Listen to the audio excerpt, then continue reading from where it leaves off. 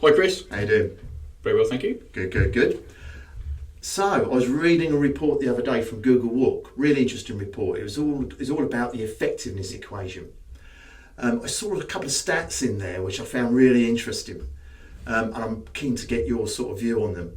The first stat: only 40% of senior marketing decision makers believe their organisations actually have a clear effectiveness goal. The second one, just as flabbergasting, and only 20% agree on how to measure that goal. Yes, that doesn't surprise me. I think most brands are essentially flying blind, which is ultimately what that data kind of uncovers. And that's a huge part of why we developed the Extraordinary Brand Framework. Okay. What is the actual brand framework? What's that all about? At its core, it's a diagnostic toolkit. We've identified 12 pillars of brand performance. They're organised across 4 strategic dimensions, and it helps analyse how aligned a brand really is to the truths of its organisation. Is that new thinking? Not all of it, and that's very important.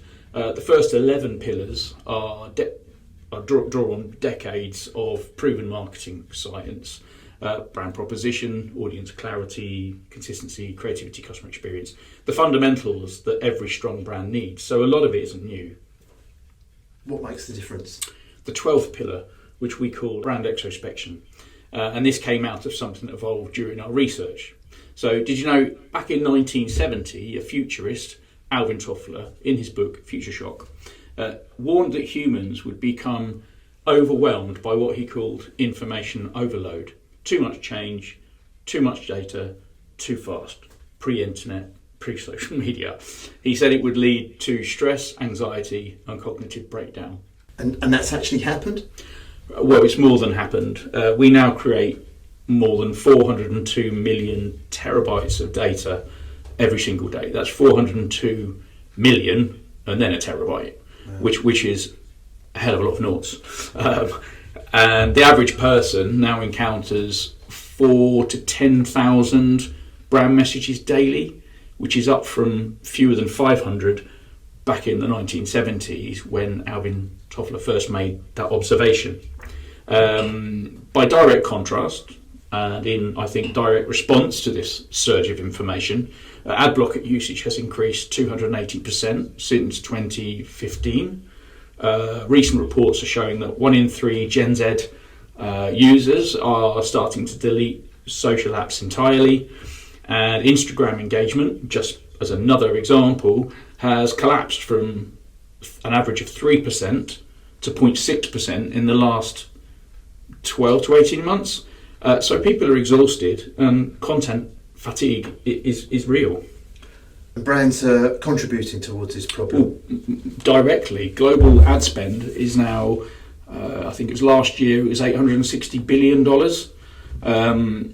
And that's an industry which has basically built a model around capturing attention, and it would appear at any cost. But here's the thing.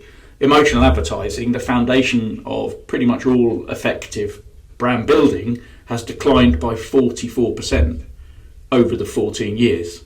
So we're creating more content, but less meaningful content, and it's harming people.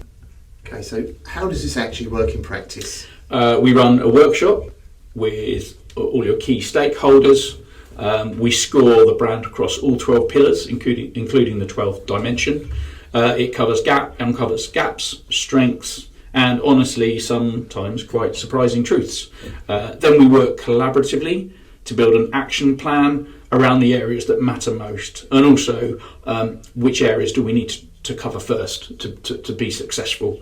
That's all, and it forms part of our creative intelligence process: uncover, unlock, unleash. So it's very much that first stage, part of that process, all part of the uncover process in terms of what is it we're looking to achieve. And who's it actually for? Is it for businesses that know they've got a problem? It's for anyone. I mean, it works for businesses of all sizes. I mean, you need to be a running business with, I would say, with staff, as you need that kind of collective view, an aggregated view of information to be able to get a clearer picture of where you are. But even larger, well-established organisations who think everything's running smoothly are often genuinely surprised by what the workshop reveals. Okay. So why is the framework so important? I think it's the commercial case about effective brands. Strong brands achieve triple the sales volume on average, and a 13% price premium over weaker brands.